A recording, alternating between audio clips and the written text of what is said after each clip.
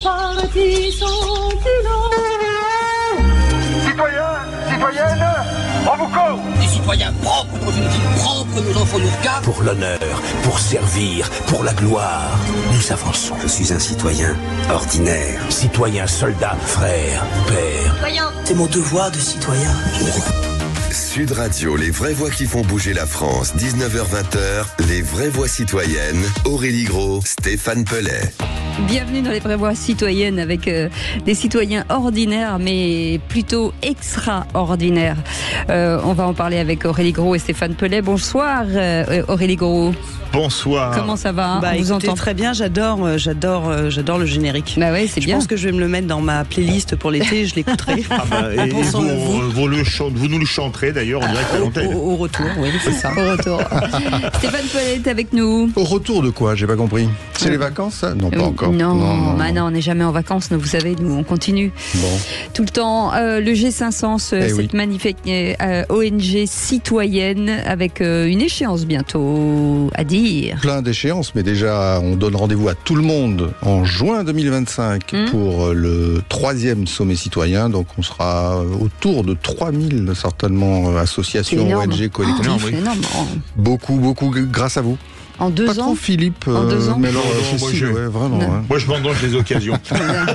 Il fait les cocktails et des réunions. Il faut des réunions thématiques. Voilà. Bon, il faut dire que notre calendrier a été un tout petit peu percuté par l'actualité. Maintenant que vous le dites, je comprends de quoi vous voulez parler, bien sûr. Donc on va s'abstenir de commentaires encore jusqu'au 8 juillet. Ah oui, et justement, ce sommaire, aujourd'hui, moins de 1% de la population désigne les candidats pour les élections nationales en France. Et pour se présenter à l'élection présidentielle, vous savez, les candidats doivent recueillir les signatures de 500 élus provenant d'au moins 30 départements. Alors, faut-il réformer ce principe pour permettre à certains de passer ce filtre infranchissable? On va en parler avec Nicolas Gouy, qui est avec nous dans quelques instants. Si l'on vous dit premier festival fluvial itinérant en Europe alliant culture, citoyenneté et écologie, Fluctuation, c'est un festival qui navigue le long des fleuves et cours d'eau européens pour mobiliser son public sur les sujets sociaux, environnementaux et démocratiques. Charline Alberici est avec nous. On vous souhaite la bienvenue, c'est les vraies voix citoyennes. On est ensemble jusqu'à 20h. Les vraies voix Sud Radio. Il est possible de se déclarer tout seul ou au sein d'un parti politique. Quand le futur candidat appartient à un parti, il est soit désigné, soit élu lors d'une primaire. Cette élection, organisée à l'intérieur d'un parti, permet de voter pour le candidat qui représentera le parti lors de l'élection présidentielle. Pour finir, le futur candidat doit convaincre au moins 500 élus de signer pour le soutenir. À chaque élection présidentielle, des candidats sont éliminés s'ils n'obtiennent pas les 500 signatures. Une fois les signatures en poche, ils sont officiellement candidats et leur nom figurera sur un bulletin de vote lors du premier tour de l'élection présidentielle.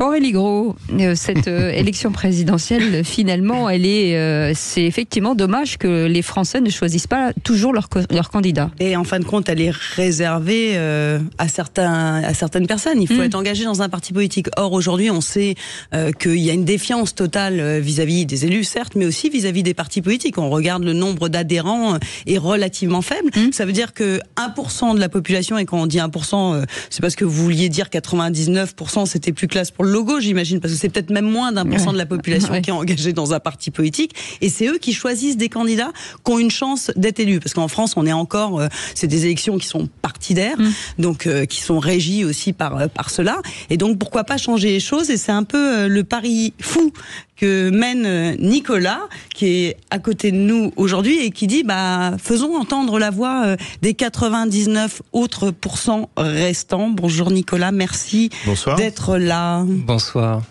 Alors, comment c'est né, voilà. Ça vient alors toujours la naissance, ça vient d'un constat forcément. Oui, ça vient d'un constat. Après, c'est un constat personnel. Je sais pas vous, mais à chaque fois que je vais le dimanche aux élections, alors quand j'y vais, c'est quand même à contre-cœur. Et je sais pas, quand je vais au resto, moi, quand je vois une carte et il y a rien qui me plaît, j'ai tout essayé. Enfin, au bout d'un moment, je vais plus au resto. Donc, J'aurais envie qu'on puisse... On a plein de gens compétents dans le pays. J'aurais envie de pouvoir rentrer dans la salle des fêtes de mon regardez village. pas quand vous dites compétent, merci. Ça me gêne. Vous avez Philippe David, ça me gêne. Voilà, des gens compétentes et au service des autres. Je pense qu'il y en a plein, je rencontre tous les jours. Et donc, je me suis dit, si on faisait une élection sans candidat. Moi, j'en connais plein. Je les vois pas à la télé, je les vois pas candidater. Briguer un mandat, c'est la même racine que brigand, donc c'est plutôt c'est ça la brigue. Ah oui, ça va loin. C'est la brigue, c'est de la manipulation, c'est ça. Donc quelqu'un qui brigue un mandat, j'ai tendance à me méfier, c'est dans le mot. Donc je me dis qu'une élection sans candidat à l'échelle d'un pays, ça pourrait être intéressant. Des gens intéressants, compétents au service des autres, qui montent des associations, qui sont au service des autres, qui ont un combat depuis 20 ans. Sans candidat, comment on fait alors que vous allez sur notre site, les99.fr. Oui. Vous proposez des personnes que vous trouvez intéressantes en termes d'énergie, sur l'éducation. C'est qui les rockstars de l'éducation, de l'énergie, de l'agriculture aujourd'hui en France, qui sont à la fois engagés, qui ont un combat depuis 20 ans, 30 ans, qui sont exemplaires? On peut regarder ce qu'ils ont fait depuis 10 ans, 20 ans. Quand ils se sont trompés, ils ont dit « je me suis trompé ». C'est une phrase que j'entends pas trop dans la sphère politique, mais qui sont honnêtes intellectuellement depuis 20 ans. Vous les mettez sur le site et les gens vont les voir et puis ils vont voter pour eux et ça va émerger. Il y a des gens qui émergent naturellement, des leaders naturels qui vont venir. Et surtout, on va pas chercher un homme ou une femme providentielle, on va chercher une équipe, un collectif. Parce qu'aujourd'hui, je pense qu'on peut plus se permettre. Je pense que le prochain De Gaulle, ce sera une équipe, quoi. Ce sera un collectif. Et il faut que notre complexité... Déjà, De Gaulle, ils étaient... Et pour le coup, les gens vous proposent des personnes, vous les mettez, les gens après votent pour ces personnes. Dans des domaines de compétences, en fait, vous constituez un gouvernement ce serait le gouvernement qui serait élu. C'est un gouvernement idéal. On s'est dit, moi c'est un jeu que je faisais depuis des années quand l'actualité politique m'embêtait et que je voulais en parler en famille sans qu'il y ait de conflit. Je disais, c'est quoi votre gouvernement idéal ? Et là, mon frère qui est passionné de forêt ou autre, il me parlait de Francis Allais. Alors je connaissais pas, j'allais chercher. C'est quelqu'un qui a un projet de forêt primaire, qui a inventé la canopée au sommet des arbres. Ma mère, elle avait une autre sensibilité et puis elle me donnait d'autres informations, mais on pouvait percevoir en demandant aux gens quel est le gouvernement idéal. Par exemple, en termes d'éducation. Les gens me disent souvent, Céline Alvarez, elle est géniale. Mais c'est pas un peu utopique, parce que forcément, on n'est pas certain que ces gens aient envie de faire de la politique. On n'est pas certain que ces gens veuillent rentrer dans un gouvernement. Surtout aujourd'hui, à l'heure où quand vous faites de la politique, on fouille vos poubelles, vous êtes mal payé, vous travaillez H24, vous ne faites plus ce que vous avez envie de faire dans la vraie vie, parce que ces gens-là dont vous parlez sont des gens totalement engagés. C'est leur vie finalement. Donc arrêter pour faire un autre métier, parce que ça reste un métier, la politique. Est-ce que ce serait vraiment possible ? Je ne sais pas si on a le choix. Ceux qui veulent y aller, je pense ça m'inquiète. Ceux qui veulent aller au pouvoir, ils disent tous, je me sens capable. Enfin, ils sont fous. 3 000 milliards de dettes, etc. Je ne vois pas qui peut aujourd'hui se sentir capable. Je pense que c'est un manque de lucidité. Donc, les gens qu'il faut mettre au pouvoir, ils le veulent pas. Mais on a ce paradoxe à régler, c'est vrai. Mais dans une situation de crise, je pense qu'il faut qu'on change. On n'a plus besoin d'un gouvernement d'abondance qui gère avec des Excel la distribution de sucettes. On a besoin de gens qui savent gérer des crises. Et des collectifs qui savent gérer des crises. Donc, il va falloir les pousser. Et qui connaissent le sujet. Et qui connaissent les sujets. Et qui savent, qui sont ouverts aux autres. Donc, il faut qu'on pousse, il faut qu'on soit des centaines de milliers à les pousser. Et je pense que on prend les co-auteurs du rapport du GIEC. Combien de rapports ils vont faire ? Combien de tribunes on va lancer ?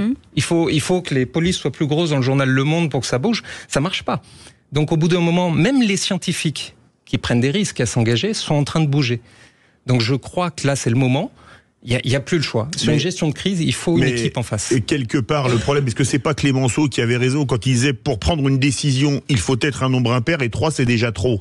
Donc quand il faut prendre des décisions dures, il faut une personne et c'est lui ou elle qui prend la décision. Alors, petit rappel historique, parce que je suis sûr que vous savez même pas ça, vous, Philippe, qui est pourtant un dieu en histoire. Vous savez, il y a la lutte entre les deux grands régimes, le présidentialisme, dont parle Philippe, justement, une personne pour décider, et puis le parlementarisme. Et pendant très très longtemps, en France, c'était le parlementarisme qui avait vent en poupe. Jusqu'à 1962, le référendum sur l'élection du président de la République au suffrage universel. Jusqu'à 39-40. Vous savez pourquoi les gens d'un coup se sont dit, ils ont eu un énorme doute sur les différents régimes. C'est parce que la France a pris une déculottée en 6 mois contre l'Allemagne. En 6 semaines. Oui, en 6 semaines, comme on voudrait. Vous savez, la fameuse étrange défaite. Et en fait, tout le monde s'est rendu compte que le pays n'était ni gouverné, ni avait personne à sa tête, que l'État était incapable d'organiser les choses. Et il a germé dans la tête, et ensuite d'un certain nombre de gens, dont le général de Gaulle, l'idée que finalement, il fallait un régime. Mais c'est le seul en Europe comme ça. Ah, c'est le seul. Il n'y a aucun président au monde, mais même aux États-Unis, qui a le pouvoir de dissoudre le Parlement. Voilà. J'en ai parlé à des Américains, personne n'imagine ça. C'est l'originalité, mais en tous les cas, c'est passionnant. On peut imaginer un équilibre. Je suis persuadé qu'on doit trouver un équilibre entre le représentatif et la démocratie directe. Il faut les deux. Il faut des gens... Oui, bien sûr, il faut pas nier l'individu. C'est la preuve. Beaucoup de gens, là, depuis... J'ai lancé il y a 7 mois, je dis que c'est pour 2027, mais si on veut raccourcir, je lance un appel, s'il y a besoin d'un gouvernement technique dans les semaines qui viennent, nous, on a une liste. Donc, mais je pense que l'équilibre entre les deux, il faut pas nier l'individu, mais il faut pas nier les contre-pouvoirs. Qui équilibre l'individu. Allez, vous restez avec nous, on fait une petite pause, on revient dans un instant. Nicolas Gouet de cette belle organisation, ça fait le 99%, le 99%. On en parle dans un instant, à tout de suite. Les vraies voix citoyennes, Aurélie Gros, Stéphane Pellet.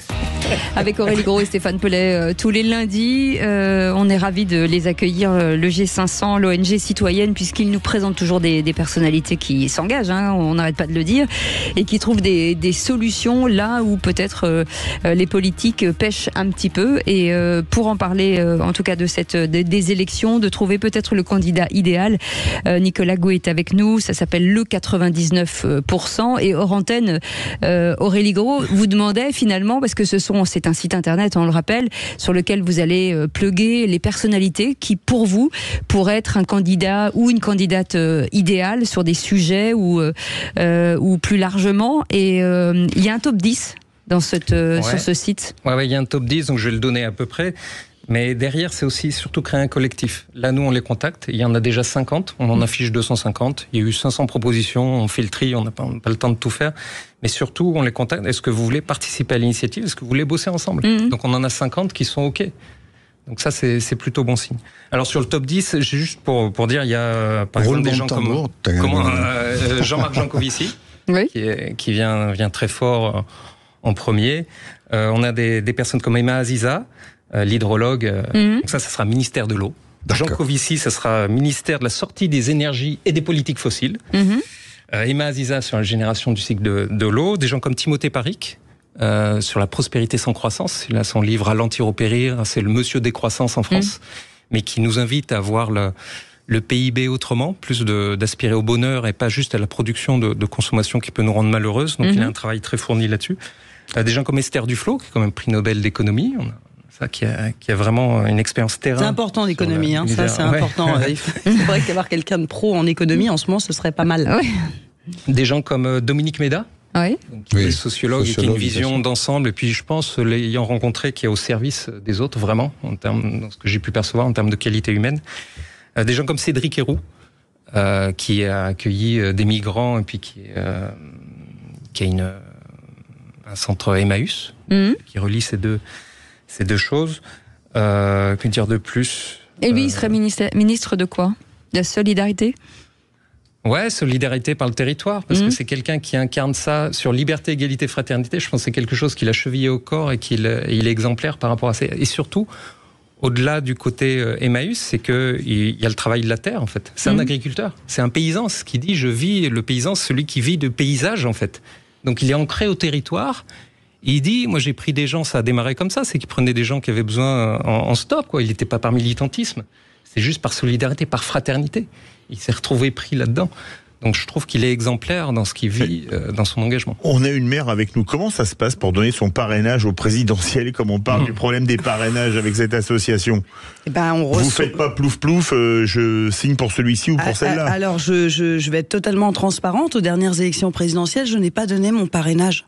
Ah oui? Oui, parce qu'il volontairement se trouve que oui, volontairement, puisque je suis militante associative et fondatrice du G500, où on retrouve beaucoup de personnes avec peut-être des convictions différentes, et que je ne voulais pas mélanger et afficher mon avis. Mais un parrainage, c'est pas un vote, hein.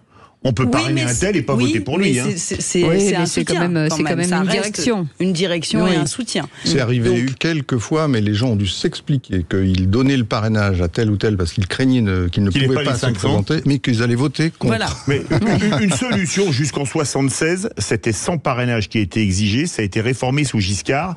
Mais comme on craignait des candidatures fantaisistes, en 65, il y en avait eu un qui était inconnu, qui s'appelait Marcel Barbu, de mémoire, et qui avait été une candidature assez fantaisiste. On est passé à 500. Est-ce que quelque part, si on revenait à 100, ça vous irait pas? Je pense que les ou à 500, 200, je sais pas. Hein. Je pense que 500, c'est jouable. Enfin, et un parrainage citoyen en plus des élus. Exemple, 1 million de signatures de citoyens, ou 300 000, ou je sais pas, 500 000. Oui, si vous n'avez pas les élus, vous pouvez avoir la même chose par le prisme du citoyen, peut-être. Oui. Après, quand je dis ça, c'est vrai que... Vous n'aimez pas nos propositions, en fait, c'est ça. Non, j'essaye de composer avec le système en place. En fait. On a une 5e République, il va falloir jouer ce jeu. Oui.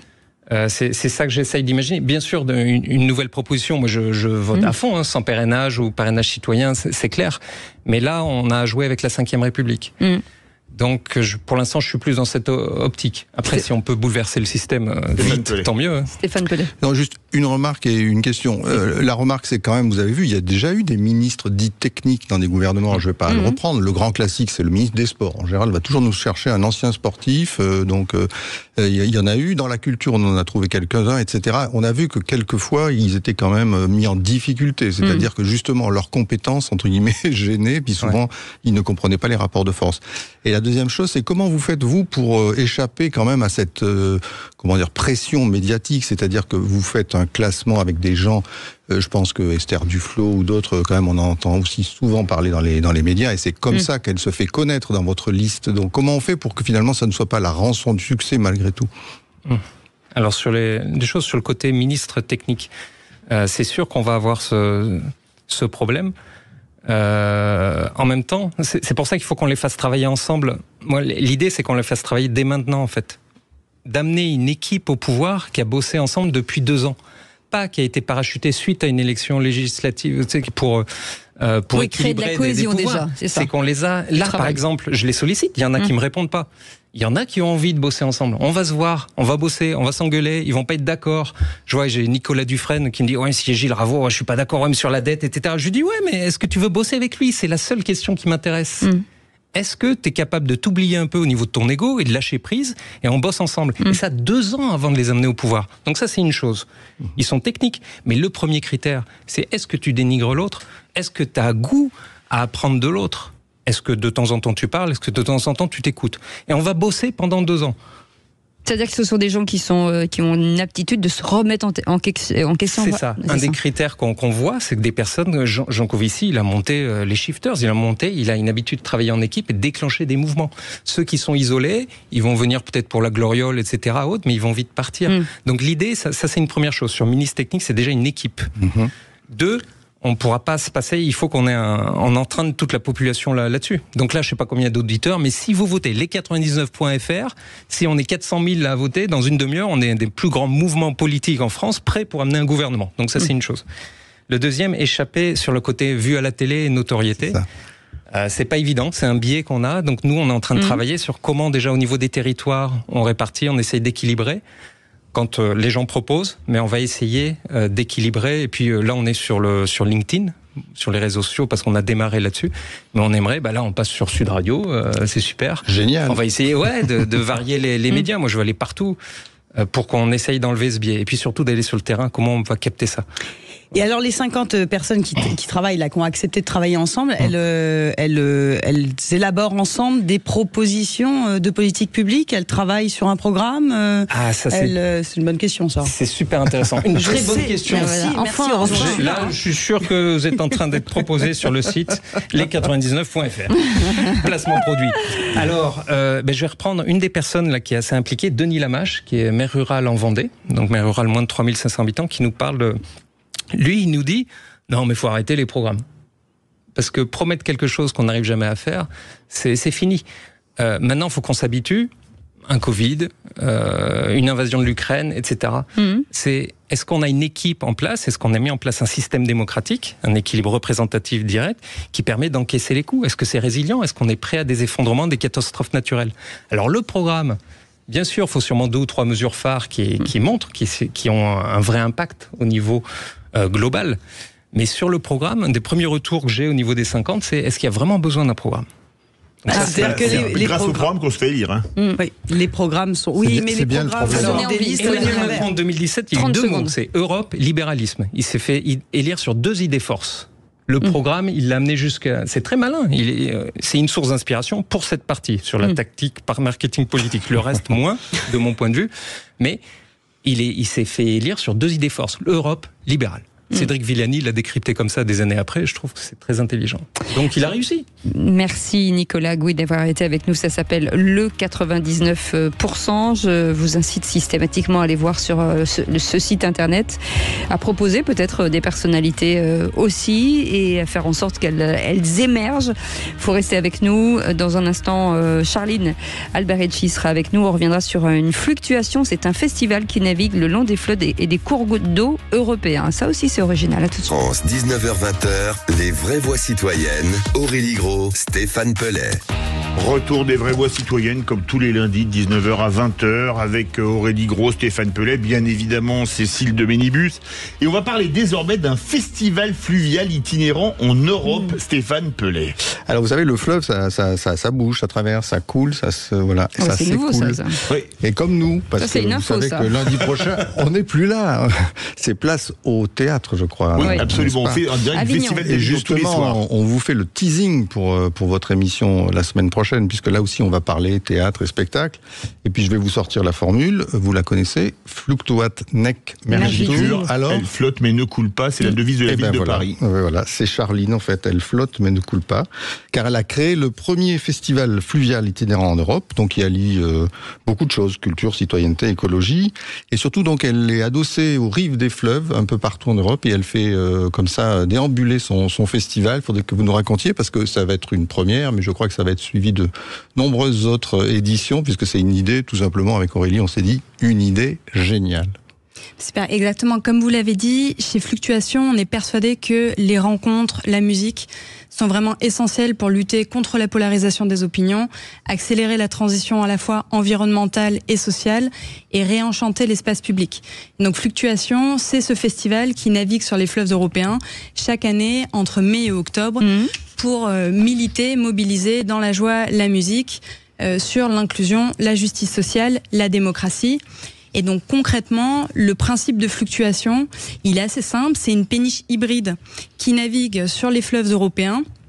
Et à chacune de ces escales, elle déploie un festival un peu en mode kaléidoscope. Il y a des concerts de musique actuels, il y a des DJ sets percutants, il y a des conférences, des tables rondes avec des super intervenants, dont certains qui ont été cités par Nicolas.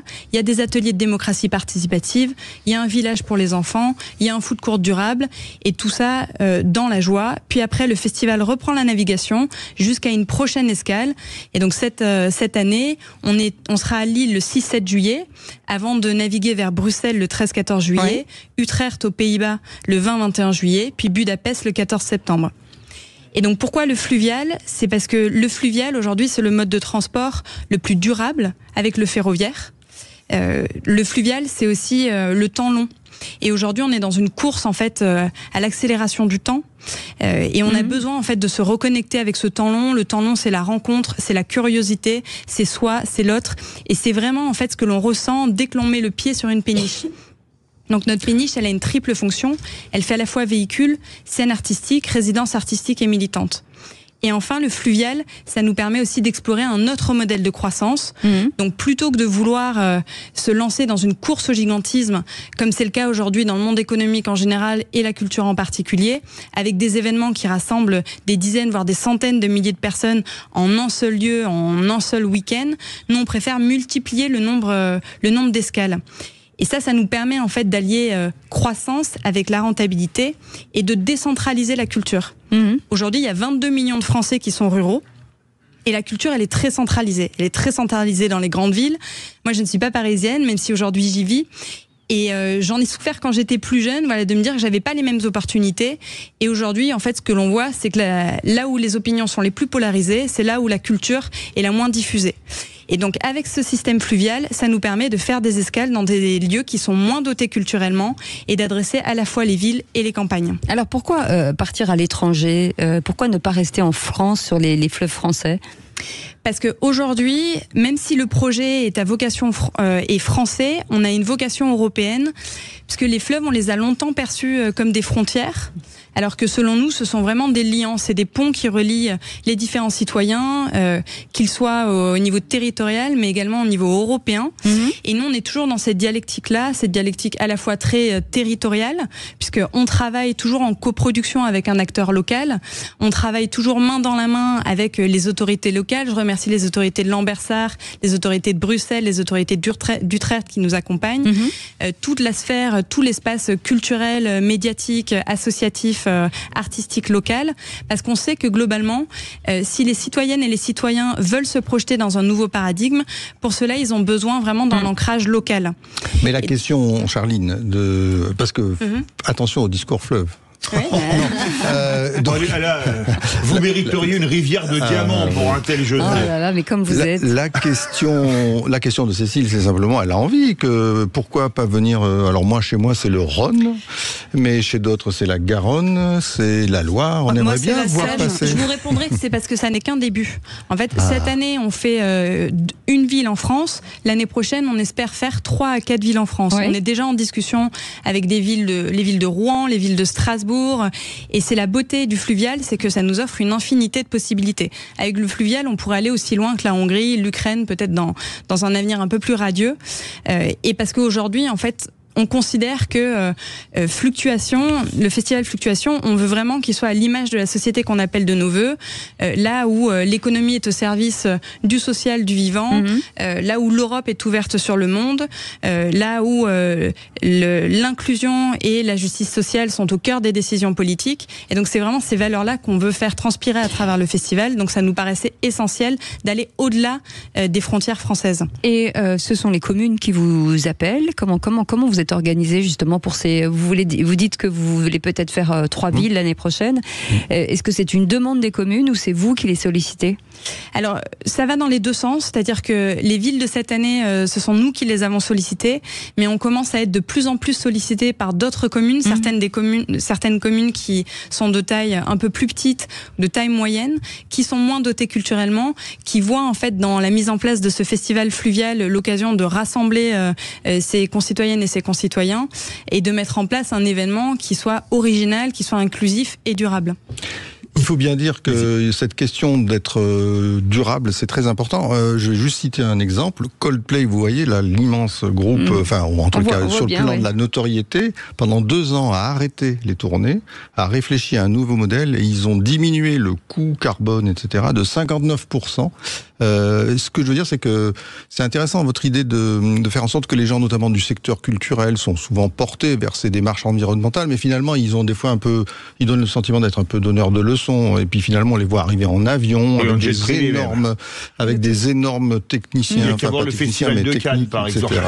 Donc je trouve intéressant de dire que la sobriété, c'est pour tout le monde. Exactement. Et si la sobriété est pour tout le monde, elle s'applique aussi aux acteurs du secteur culturel. Et en fait, on a besoin d'être exemplaires. Et si on veut vraiment véhiculer de nouveaux récits, on a besoin de les incarner, ces nouveaux récits. Et donc, aujourd'hui, on a une programmation qui est riche et variée et qui fait intervenir justement des intervenants, des artistes qui incarnent ces messages-là, qui savent les porter parce que eux-mêmes sont exemplaires. Moi, Non. Moi, je suis très, tout le monde le sait, sur la pédagogie au plus jeune âge, justement, de ces sujets. Est-ce que ça veut dire que ce sont des festivals familiaux aussi, avec des enfants ? Exactement. Par l'inclusion, on entend inclusion à toutes les citoyennes et citoyens, dont les enfants. Mon cofondateur Nicolas Ders est lui-même même papa, donc pour lui c'était essentiel que ce festival soit ouvert aux enfants. Il y a des super associations qui font des formations sur le fonctionnement du vivant, sur la permaculture, sur les ruches. Il y a les shifters, tu en parlais Nicolas, qui viennent et qui vont faire des fresques, des quiz adaptés aux enfants. Il y a des barbes à papa ou pas? Non, je plaisante. Non, mais il y aura justement plein de gourmandises pour les enfants, et c'est vraiment ça l'idée, c'est de ne couper personne de la culture. Alors moi j'imagine que le prix des places doit être relativement abordable. Exactement, ça fait partie de l'inclusion. On a une tarification qu'on appelle consciente, qui commence à 0 € jusqu'à 35 €. Et donc c'est en fonction des moyens, de l'envie, de la situation de chacun. D'accord, donc comment vous financez l'ensemble de votre opération? Est-ce que vous avez besoin de dons, de choses comme ça? Parce qu'une péniche, ça consomme quand même du carburant pour se déplacer, etc. Fut-elle hybride? Exactement, alors très bonne question. Alors heureusement, on est soutenu par l'Union européenne, puisque justement l'Union européenne, dans le cadre du Green Deal européen, souhaite voir naître davantage d'initiatives qui soient durables, inclusives, innovantes. Donc ils nous soutiennent, et c'est ce qui nous permet justement de lancer ce festival. On est également à la recherche de mécènes, de sponsors, qu'ils soient locaux, nationaux, européens. Et ça, aujourd'hui, c'est l'un des gros enjeux de notre année 2024. Donc si un citoyen veut faire un don, il fait comment? Exactement. Il me sollicite. Et je le recevrai avec numéro de portable. Ouais, exactement. Il y a un site internet. Il y a un site internet. Il y a également le Instagram de Fluctuation. On est très très réactifs. Et donc c'est vraiment une question essentielle pour nous. Et on a besoin justement de financement pour faire perdurer cette initiative, la rendre plus ambitieuse, plus impactante. Et ça veut dire que cette fois-ci c'est à vous. C'est bon. Non, allez-y. Vas-y, pose ta question. Non, est-ce que quand vous allez dans... Merci, c'est la seule de l'année. Pour la dernière, j'en ai gardé une. On sent qu'elle est géniale. Allez-y. Non, est-ce que vous jouez beaucoup sur la diversité culturelle quand vous allez sur différents pays? Exactement. Donc la péniche, bien ta question. Être super. C'est un miracle. Allez-y, on y va. Donc la péniche, elle fait résidence. Ouais. Donc à bord naviguent avec nous des cinéastes, des écrivains, des écrivaines, des militantes et militants, des artistes, qu'ils soient chanteuses et chanteurs, danseuses et danseurs. Donc ça nous permet justement de varier, d'apporter de la diversité entre la France et la Belgique, entre la Belgique et les Pays-Bas. Et surtout de les soutenir dans leur art, entre guillemets. Exactement, dans leur création artistique, dans la diffusion de leur art et leur message. Et la diversité, elle est vraiment au cœur de notre programmation. On a une programmation qui est paritaire, et on veut vraiment que cette programmation, en fait, soit à l'image de la France aujourd'hui, et la France qu'on appelle de nos voeux, et loin de certains messages qu'on peut entendre dans l'actualité aujourd'hui. C'est intéressant aussi pour les artistes qui nous écoutent. Il y en a plein, d'ailleurs, qui préparent les festivals de l'été, etc., et qui pourraient peut-être penser à embarquer avec vous pour une prochaine édition, puisque c'est intéressant, vous faites la promotion d'une certaine manière aussi des artistes français, donc en Europe, au travers de tous ces fleuves. Exactement. Mais je pense qu'il faudrait y revenir à un moment sur les fleuves français. On vous attend. Est-ce que vous allez être à Lille, là, c'est ça? On sera à Lille le 6-7 juillet. Vous êtes sur un canal, parce que si je ne m'abuse, à Lille, il n'y a pas de fleuve. On est sur la Deule. La Deule, oui, alors c'est une rivière. Bah oui, c'est une rivière. Voilà. C'est une rivière et pas un fleuve, c'est pour ça. Ce qui est bien, c'est qu'en plus, on apprend la géographie. Oui, j'avais raison, il n'y avait pas de fleuve, il y a une rivière, mais pas un fleuve. Cécile disait éducation. Et ce qui est bien, c'est que Nicolas a trouvé sa ministre de la Culture, donc tout va bien. Voilà, comme quoi cette émission, elle n'est pas là par hasard. Allez, vous faites. Comme ils vont en Belgique, vous pouvez nous faire là des annonces avec l'accent belge? Oui, on revient dans un instant, tout de suite. Sud Radio Pellet. Retour des vraies voix citoyennes avec Aurélie Gros et Stéphane Pellet. Et on est avec, on navigue, on va dire ça comme ça, et pas franchement à vue, puisqu'on est en compagnie de Fluctuation.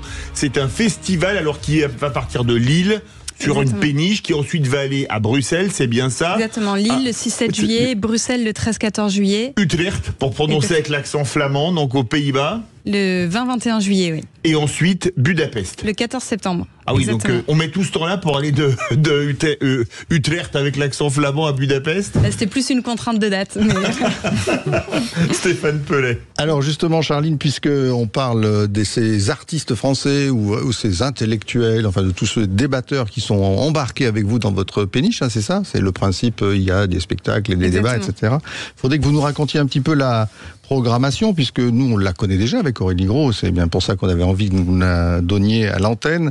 Elle est très très riche, très variée, aussi bien artistique donc que des speakers, comme vous dites. On vous écoute là-dessus, sur la programmation. Exactement, on a vraiment des musiciens hors pair. Typiquement, on a L'Hémophile, qui est un grand poète contemporain, à la fois slammer, pop. On a Planète Boom Boom, qui est un collectif électro qui met de la manif dans la fête et de la fête dans les manifs. On a Paloma Colombe, qui est une femme DJ électro qui arrive à faire danser tout le monde, peu importe le tempo, avec beaucoup de groove. On a Guts, qui est un DJ, on parlait d'artiste engagé, qui est un artiste très engagé et qui nous suit parce qu'il est fondamentalement attaché aux valeurs de fluctuation. On a des intervenantes et intervenants de renom comme Violaine Lucas, qui est la présidente de Choisir la cause des femmes, l'association de Simone de Beauvoir, Gisèle Halimi. On a Marc Mortelmans, qui est journaliste, qui écrit et qui fait des podcasts sur le vivant. On a Laurent Motte de la Convention des entreprises pour le climat. On a Yamina Saeb, qui est une scientifique du GIEC, fan de musique. Je pourrais vous en citer. Globalement, ce sont des tables rondes sur des sujets d'inclusion. Est-ce qu'on a encore le droit de rêver si on vient de quartiers défavorisés? Est-ce que lorsqu'on est patron d'entreprise, on peut avoir un impact positif sur l'économie, régénérer la planète? Est-ce que la représentation des femmes dans l'espace public est-elle juste? Bon, il y a énormément de questions qu'on traitera au festival, justement, pour parler à tout le monde. Est-ce que les publics que vous visez, ce sont les mêmes que ce soit en France, en Belgique, aux Pays-Bas, en Hongrie? Les publics que l'on vise, ce sont les mêmes. Alors, on n'a pas toujours des escales dans des configurations identiques, mais on essaie de viser le plus possible les quartiers prioritaires de la ville. Par exemple, à Bruxelles, on s'amarre à Anderlecht, à côté de Molenbeek, parce qu'on se dit justement qu'il y a une vraie question de l'inclusion dans le sujet, le combat de la transition écologique. Et aujourd'hui, probablement l'une des raisons pour lesquelles il n'appartient qu'à une partie de la population, c'est parce que il n'y a pas encore suffisamment de figures pop pour l'incarner, il n'y a pas encore eu de messages suffisamment fédérateurs et un discours justement qui s'adresse à tout le monde. Stéphane Pellet. Moi, je trouve qu'il y a un truc qui est vraiment génial entre Nicolas Gouy et Charline. Désolé, Charline, j'ai oublié ton nom. Alberici. Parce qu'en fait, vous avez envie de faire émerger. Alors là, c'est les figures pop. Ailleurs, c'est éventuellement des figures plutôt d'expertise. Enfin bref, c'est très amusant qui parce peuvent que être pop aussi. Et l'inverse, c'est vrai. Non, mais parce que ça se trouve une partie de la liste. Est quand même et sur le 99. On est quand même dans cette période incroyable où, l'Assemblée nationale a été dynamitée. On ne sait pas tout à fait ce qui va se passer, qu'est-ce que les Français vont choisir. On sait qu'en tous les cas, ça sera plus du tout comme avant, certainement ce fameux 8 juillet, que probablement on se pose des questions sur la Constitution, la façon qu'on a d'avancer. Et je pense que c'est intéressant parce qu'on voit cette lame de fond pour faire émerger peut-être une véritable nouveauté. D'ailleurs, même certains des candidats nous le disent eux-mêmes, si vous écoutez bien, que on va vers un gouvernement pour certains d'union, etc., etc. Il y a quand même ce truc qui est en train de se passer. Quelle place vous donnez à la culture? Est-ce que de temps en temps, quand même, la culture n'est pas un peu sur son aventin? Est-ce qu'elle descend vraiment dans les préoccupations du quotidien, qui ne sont pas que d'ailleurs les préoccupations environnementales des gens que vous rencontrez? C'est la raison justement pourquoi on a une approche du culturel qui est très territoriale. C'est la raison pour laquelle on bosse avec l'économie locale, avec les artistes locaux, avec les autorités locales, pour pas être totalement hors sol. Parce qu'aujourd'hui, on a besoin de se connecter, se reconnecter ensemble. Et c'est la raison pour laquelle aussi on fait intervenir autant des intervenantes et intervenants de renommée soit nationale soit internationale, mais aussi je pense par exemple à Alessandra Machado de l'organisation du collectif Passerelle, c'est l'inclusion par le sport, ou Fernand Bowens, les déterminés, c'est comment est-ce qu'on sort de la banlieue par l'entrepreneuriat. Voilà, c'est justement avec ce dialogue entre le local, le territorial et le national et l'européen que selon nous, on va réussir à parler à tout le monde et à impliquer tout le monde. Comment vous faites ? C'est vraiment un public plutôt jeune qui est souvent déconnecté et qui est dégoûté par la politique en général. Politique, mais moi je parle de la politique au bon sens du terme, la vie de la cité. Donc votre action, vous pensez pas qu'elle ramène aussi ces jeunes-là à vouloir s'investir peut-être beaucoup plus pour leur pays, réciproque, parce que la jeunesse, on voit bien que elle se désengage parce qu'elle n'a pas confiance. Alors, Il me semble que la jeunesse, elle s'engage quand même. Oui, elle s'engage dans l'associatif. Oui, pardon. Exactement. Elle s'engage dans l'associatif, elle s'engage d'un point de vue citoyen. Aujourd'hui, ce qui manque à la jeunesse, c'est un nouveau récit. Aujourd'hui, on nous bassine quotidiennement avec des récits qui sont assez sombres, assez défaitistes. Et globalement, c'est compliqué de fédérer, de mobiliser sur des récits négatifs. Et ce que propose Fluctuation, c'est d'être un festival récit, d'amener de nouveaux imaginaires. Parce que dans le cadre d'un festival, un festival, c'est joyeux, on se lie à l'autre, on mêle la fête et le fond, le beau à la réflexion. Et ça permet en fait de côtoyer des personnes qu'on n'aurait jamais côtoyées autrement. Et je pense qu'aujourd'hui, on se sent probablement un peu seul en tant que citoyenne, en tant que citoyen. C'est peut-être encore plus le cas lorsqu'on est jeune, avec toutes les responsabilités qui pèsent sur nos épaules. Et le festival Fluctuation, les festivals en général, mais c'est vraiment ce que l'on veut faire à Fluctuation, c'est l'occasion justement de rallier plusieurs personnes, de faire des rencontres justement qui nous aideront justement à avancer pas seuls sur ce chemin-là. Quelle belle transition pour l'été des festivals, parce que dans quelques jours, à part si vraiment on est branché rugby, ça j'ai compris, mais sinon... C'est très proche de Fluctuation. Mélange, le récit positif, voilà. c'est toujours le rugby. Toujours, pas la défaite, la victoire toujours. Non, moi je voulais juste te dire, puisqu'on a encore quelques secondes devant nous, et puis que c'est quand même la clôture... La dernière des vraies voix citoyennes avant la saison prochaine. On avait commencé fin août. Un énorme remerciement, je pense, donc au nom d'Aurélie Gros et de tous les fondateurs du G500 et enfin toutes ces associations qui sont ici avec vous, grâce à vous. Un énorme merci à Sud Radio pour nous accueillir et pour faire passer tous ces messages. Et puis moi, le petit message perso, le 30 juin, le 7 juillet, vous laissez pas voter les autres. Et donc, merci à vous, Aurélie Gros, Stéphane Pellet, cette belle programmation pendant toute cette saison. Un mot, Aurélie Gros, pour cette dernière de la saison. Ouais, parce que je le rappelle, on sera au Festival d'Avignon tous les soirs, de 19h à 20h à partir de lundi. Comme le disait Charline, on entend tellement de négatifs au quotidien sur les chaînes de télé, sur les chaînes de radio. Cette émission, c'est du positif, c'est des gens engagés, c'est des gens qui ont envie de changer et qui ont des idées. Et moi, je dis qu'il faut continuer, il faut les écouter, il faut porter ces beaux messages encore plus loin et on va continuer. Merci. En tout cas, c'est surtout les associations que moi j'aimerais remercier. Toutes les associations qui sont passées et toutes celles qui s'investissent au quotidien. On remercie toutes ces associations. Il y a beaucoup, salut François. Salut Philippe. De belles associations, c'est notamment les clubs de rugby amateurs qui fournissent les clubs de rugby professionnels pour les plus chanceux et les plus talentueux. Et là, ce soir sur Sud Radio, après les demi-finales du top 14, on a un menu absolument exceptionnel. Bah ouais. On va parler quand même de la finale qui arrive, Toulouse, Union Bordeaux-Bègles. Oui, là c'est vraiment pour avoir passé la moitié de ma vie à Toulouse, c'est pas les villes où les habitants s'apprécient le plus, c'est vraiment un duel, la Toulouse-Bordeaux-Bègles. Non, mais ça va être sympa. On va avoir Didier Lacroix, le président de Toulouse, qui sera avec nous. On va avoir Nance Ducoin, des joueurs de l'Union Bordeaux-Bègles, qui est un sacré numéro. Puis Olivier Roumat, un grand ancien, et puis papa d'un des joueurs qui disputera la finale. Bien sûr, Olivier Roumat qui était à la Coupe du Monde 95, je crois, en Afrique du Sud, comme seconde ligne. Tout à fait. Et son fils qui est 91, qui est un excellent joueur du Stade Toulousain. Tout à fait, numéro 8. 8. Menu fabuleux, tiens, le pronostic pour la finale, Toulouse ou Bordeaux? 23e titre ou premier titre? Mais il faut écouter au cœur de la mêlée à 20h et là on donnera tous nos pronostics. Non, mais je peux et à la fin c'est toujours Toulouse qui gagne. Et à la fin c'est toujours Toulouse qui gagne. Vous faites du Gary Lineker en version rugby. Merci, restez bien, surtout pour au cœur de la mêlée. Tout de suite, Cécile de Minibus pour Sud Radio à votre service. Et on vous retrouve avec Cécile pour les vraies voix demain à 17h.